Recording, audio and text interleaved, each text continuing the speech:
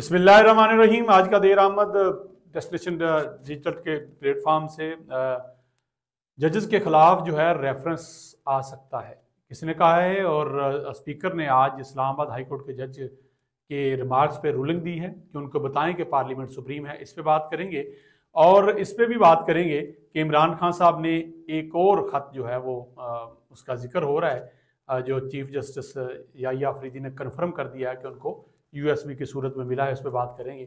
अगर आपने चैनल को सब्सक्राइब नहीं किया तो कर दीजिए, अपना फीडबैक जरूर दीजिएगा। आपका फीडबैक हमें हिम्मत देता है कि हम मजीद बेहतरी की तरफ आगे जाएं, और अच्छा लगे प्रोग्राम तो शेयर भी कीजिएगा।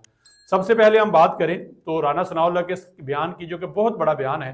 उन्होंने एक प्राइवेट टीवी शो में कहा है कि दो जजेस ऐसे हैं, वो हर आए दिन कुछ ना कुछ लिखते रहते हैं और उनके खिलाफ रेफरेंस क्यों नहीं आ सकता, रेफरेंस भी आ सकता है। और वो खत कोर्ट के, सुप्रीम कोर्ट को पहुंचने से पहले मीडिया के पास पहुंच जाता है, मीडिया में उसके हवाले से बात हो जाती है और हर इशू पे उनको इशू होता है। उन दो जजेस का आपको नाम पता है, दो सीनियर जज हैं।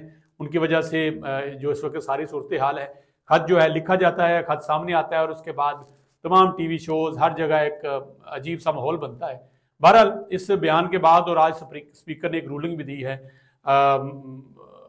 इस्लामाबाद हाई कोर्ट के जज के हवाले से, जिसपे रिमार्क्स दिए गए थे जस्टिस मोहसिन अख्तर कियानी साहब की तरफ से कि फेडरल पब्लिक सर्विस का एक नताइज रोकने के हवाले से उन्होंने रिमार्क्स दिए कि अदलिया, पार्लियामेंट और इंतजामिया समेत तमाम सतून जो है वो गिर चुके हैं। अदलिया का सतून हवा में है मगर हम फिर भी मायूस नहीं है। उन्होंने अदलिया को मार्जिन दिया है, लेकिन इस पे स्पीकर ने एक रूलिंग दी है कि उनको बताएं कि पार्लियामेंट जो है वो सुप्रीम है। जाके उनको कहें। खतूत जो है उनने इलेक्शन कमीशन की तैनाती के हवाले से भी लिखे हैं और मुतलका जज को ये पैगाम पहुँचाए। उनने वजीर कानून को हदायत दी है कि पार्लियामेंट जो है वो सुप्रीम है, आप इस तरह की बात नहीं कर सकते कि सब गिर चुके हैं और शायद अदलिया जो है हवा में है। राना सनाउल्लाह ने ये बयान दिया है, ये बड़ा आपको नज़र आएगा इस वक्त कशीदगी की जो सूरत हाल है और जो पीक है कि एक बार फिर इस मुल्क में हुकूमत और अदलिया आमने सामने तकरीबन खड़ी नजर आती हैं। और अदलिया तो शायद नहीं कहेंगे, लेकिन ये दो सीनियर जज जो हैं, हम देख रहे हैं कि जस्टिस जो हैं, दोनों जस्टिस जो हैं, जस्टिस मुनीब अख्तर और दूसरे जो जस्टिस हैं, इनके हवाले से दोनों सीनियर जज जो हैं, इन्होंने मुसलसल लिख भी रहे हैं, बात भी कर रहे हैं।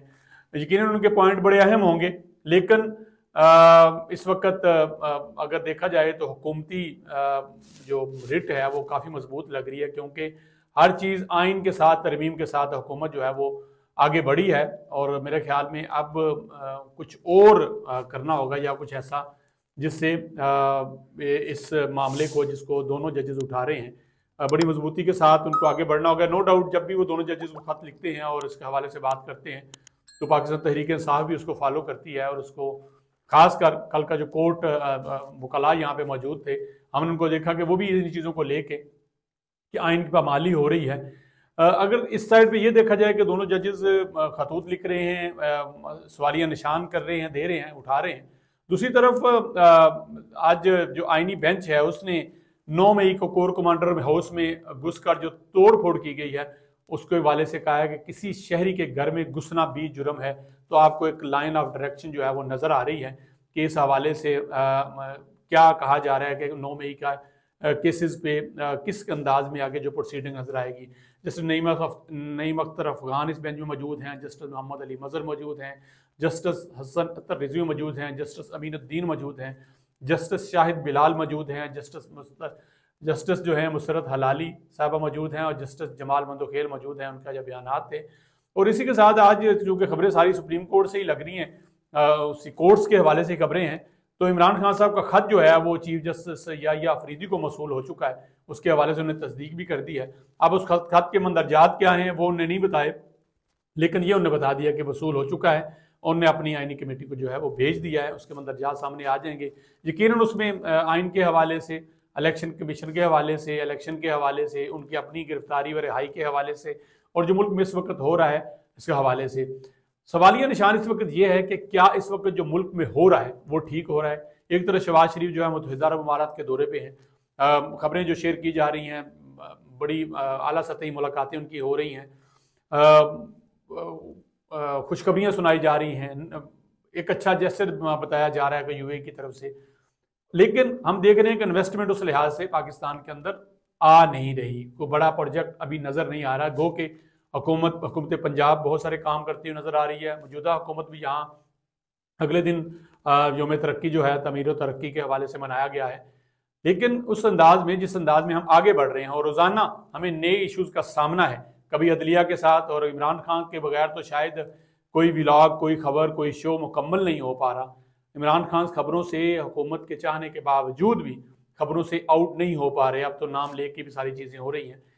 हुकूमत बहुत सारे इकदाम करने के बावजूद वो जो एक फ़ैन फॉलोइंग है या मोहब्बत है या इमरान खान का करिश्मा है वो ख़त्म नहीं कर पा रही।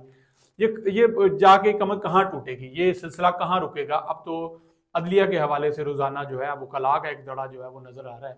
एक सिचुएशन इस मुल्क में जहाँ हम सोचते हैं कि शाम में बैठ के मईशत के हवाले से बात करेंगे, नए प्रोजेक्ट के हवाले से बात करेंगे, लेकिन आप तमाम टीवी चैनल उठा के देख लें, तमाम वेबसाइट उठा के देखें, तो आपको यही 2-3 इशू नज़र आएंगे, या अदलिया का नज़र आएगा या इमरान खान का नज़र आएगा। इसको हल करने के हवाले से कोई मस्बत पेशरफ्त जो है अभी नज़र नहीं आती।